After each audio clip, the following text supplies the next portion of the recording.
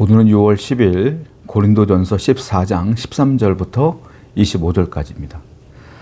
1945년 7월 연합국이 일본에 무조건 항복하라는 의미로 항복을 추구하는 포츠담 선언을 보냈어요. 그런데 일본의 그때 총리였던 스즈키 간타로라고 하는 총리가 대답을 보내는데 조금 시간을 달라는 뜻으로 잠깐 대답을 유보한다는 뜻으로 모쿠사치라는 단어를 써서 얘기를 했습니다. 대답을 해줬어요. 그런데 연합국은 이 모쿠사치라는 단어를 잠시 보류한다는 뜻으로 얘기했으나 이걸 오해를 했어요. 거부한다는 것으로 오해를 했습니다. 그래서 일본에게는 큰 어려움이 있었던 것을 보게 돼요. 자, 이런 게 있어요. 우리 서로 대화하잖아요. 서로 대화할 때 나는 속으로 이런 생각을 하고 저런 생각을 해서 이런 의미로 전달을 했어요.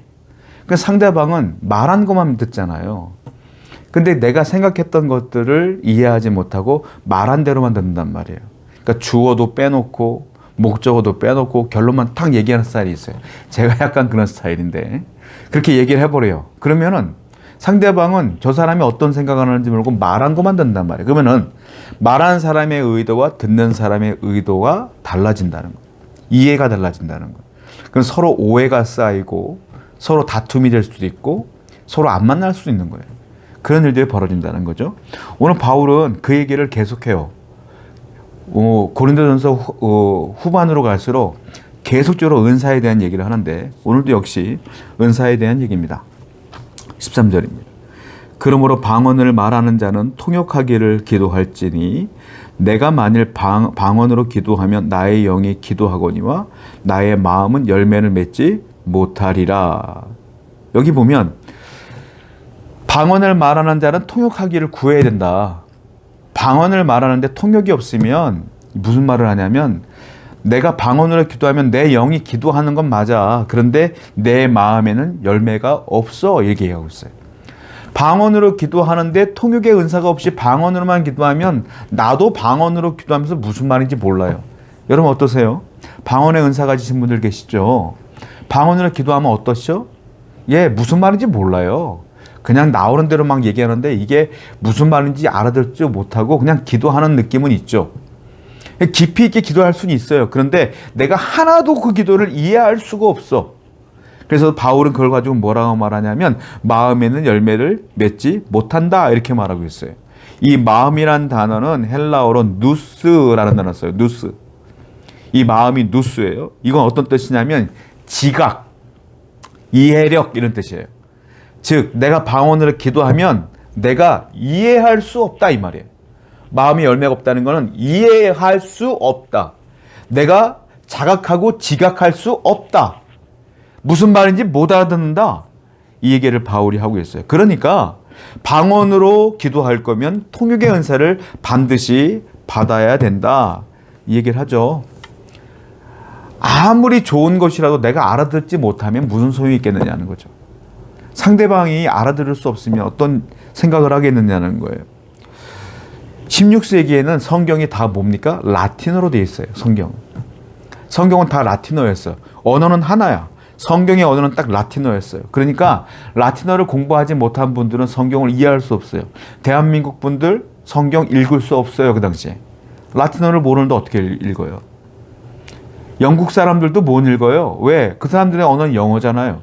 못 읽어요. 독일 사람도 못 읽어요. 중국 사람도 못 읽어. 일본 사람도 못 읽어. 라틴어를 배우는 사람들만 읽었고 라틴어를 배운 사제들만 읽었어요. 이것 때문에 목숨을 걸고 어떤 한 분이 성경을 다른 언어로 번역하려고 노력을 합니다. 이분이 누구냐면 윌리엄 틴들이라는 분이에요. 이분이 영국 분인데요. 이분이 최초로 라틴어 성경을 가진 핍박에도 불구하고 영어로 번역해냈어요. 그래서 영어를 읽을 수 있는 많은 영국 사람들이 그 영어 성경을 읽고 은혜를 받고 변화를 받아요. 그리고 그 영국 대대적으로 종교적인 놀라운 부흥이 일어나기 시작합니다. 여러분 놀라운 일이 벌어졌어요. 뭡니까? 이해할 수 없는 성경을 이해할 수 있게 되니까 은혜가 오는 거예요.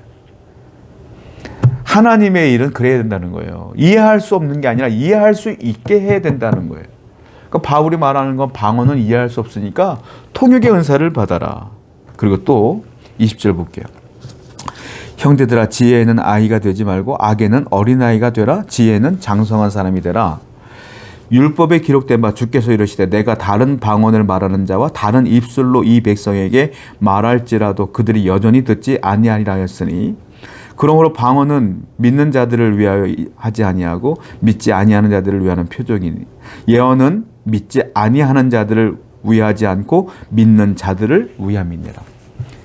바울이 오늘 21절과 22절은 이사야서 말씀이에요. 이사야서 28장 말씀을 인용하여 얘기하고 있어요. 이스라엘 백성들이 하도 하나님 말씀을 안 들으니까 하나님께서 이방 나라 사람들, 이 방언이란 말은 이방 나라의 실질적인 언어를 얘기해. 다른 나라의 말을 이해할 수 있도록 해줬어요. 하나님께서. 이게 하나님의 능력인 거죠. 그러니까 이스라엘 사람들이 하나님 말씀을 안 들으니까 다른 나라 말들이 들리네? 그런데도 불구하고 하나님 말씀을 또 안 들어. 그래서 심판의 표적이 되는 겁니다. 하나님 말씀을 안 들어요. 이방 나라 사람들의 언어를 들리게 해줬음에도 불구하고 또 하나님 말씀을 안 들어요. 계속적으로 안 들어요. 안 들으니까 하나님께서 그들과의 관계를 단절해버린다. 이스라엘은 하나님과의 관계가 단절됐다. 뭐 때문에? 말씀이 안 들리니까. 바울이 그 얘기하고 있어요. 말씀이 안 들리면 하나님과 단절이 이루어진다 라고 하는 거죠. 그러니까 이 방언이라는 것은 다른 나라 사람, 믿지 않는 사람들을 위한 것이고 다른 나라 언어니까 예언이라는 것은 믿는 자들을 위한 것이다 라고 말하고 있어요. 즉 하나님 말씀은 믿는 자들에게 그 은혜가 되기 위해서 주시는 거다. 즉 예언은 교회를 세우는 거고 예언은 성도를 세우는 귀한 말씀이다. 예언의 은사를 여러분들 오해하면 안 되는 게 예언의 은사는 미래를 점치는 행위가 아닙니다. 예언의 은사는 하나님 말씀을 그대로 전하는 거예요. 즉 성경을 전파하는 거예요. 말씀을 선포하는 거예요. 이게 예언의 말씀. 지금 제가 말씀을 전하고 있는 것도 예언의 말씀인 거예요. 어떻게 보면. 예언의 은사인 거죠. 말씀을 잘 전하는 것도. 그러니까 이 말씀을 듣게 해야 된다. 이해할 수 있도록 해야 된다. 라고 말하고 있어요. 여러분 예배는요. 말씀을 듣는 거죠. 이해할 수 있는 거죠. 근데 예배당에서 이해할 수 없는 일이 벌어지면 혼란이 벌어져요. 아니 목사님 설교를 하는데 무슨 말인지 못 알아듣겠어. 은혜가 됩니까? 은혜가 안 되죠. 그러니까 목회자는 말씀을 이해할 수 있도록 잘 전하는 것도 노력해야 되고 기도해야 돼요. 한마디로 말하면 예배는 모든 이가 다 이해할 수 있어야 돼. 그래야 은혜가 돼. 그러니까 교회를 세우는 건 모든 게 이해가 돼야 된다는 거예요. 은사도 이해가 되는 은사, 말씀도 이해가 되는 말씀. 성도 여러분, 그러므로 여러분들이 행하는 모든 것들은 서로에게 격려가 되고 이해가 될 수 있도록 우리가 노력해야 된다라는 거죠. 23절에 그러므로 온 교회가 함께 모여 다 방언으로 말하면 알지 못하는 자들이나 믿지 않는 자들이 들어와서 너희를 미쳤다 하지 않겠느냐. 그러나 다 예언을 하면 믿지 아니하는 자들이나 알지 못하는 자들이 들어와서 모든 사람에게 책망을 들으며 모든 사람에게 판단을 받고 그 마음에 숨은 일들이 드러나게 되므로 엎드려 하나님께 경배하며 하나님이 참으로 너희 가운데 계신다 전파하리라. 바울이 예를 들어요. 만약에 너희 교회 고린도 교회 모든 사람들이 방언으로 예배하고 있다고 생각하자 이거예요. 사회자도 방언으로 얘기하고 듣는 사람들 방언으로 다 한다고 보자는 거예요. 방언 나오는 대로. 그러면 안 믿는 사람이 예배당에서 예배 한번 들어볼까 들어왔다가 너희들을 보면 어떻게 생각하겠냐? 미쳤다고 생각할 거다. 왜? 자기들은 이해할 수 없는 거니까. 미쳤다고 생각할 거다. 그런데 예언의 말씀을 가진 자들이 예언의 말씀을 얘기하고 있으면 이건 성경 말씀을 선포하는 거예요. 복음을 전하는 거예요. 이 말씀을 예배당에 믿지 않는 사람이 들어오면 앉아서 예배하다가 그 말씀을 통하여 책망받고 죄를 깨닫게 되며 회개하는 일들이 벌어지지 않겠느냐. 말씀을 이해하니까 말이죠. 말씀을 듣게 되니까 말이죠. 그래서 바울은 예언의 말씀, 예언의 은사를 사모하라는 거예요. 하나님의 말씀이 사람을 바꿔요. 내가 방언함으로 그 사람이 변화되는 게 아니라 하나님의 말씀을 그가 들음으로 변화되는 거예요. 예배는요, 말씀이 선포되는 곳이에요. 예배는요, 다 이해할 수 있는 언어로 선포되는 그 말씀을 통하여 우리가 변화되는 곳이에요. 우리가 드리는 예배가 그런 말씀의 중심, 하나님의 은사의 중심, 하나님께서 역사하시는 그런 예배가 되어야 될 줄로 믿어요. 오늘도 그런 예배 현장에서 서로를 격려하며 함께 모여 예배함으로 은혜를 받는 여러분 되기를 축원드립니다. 기도하겠습니다.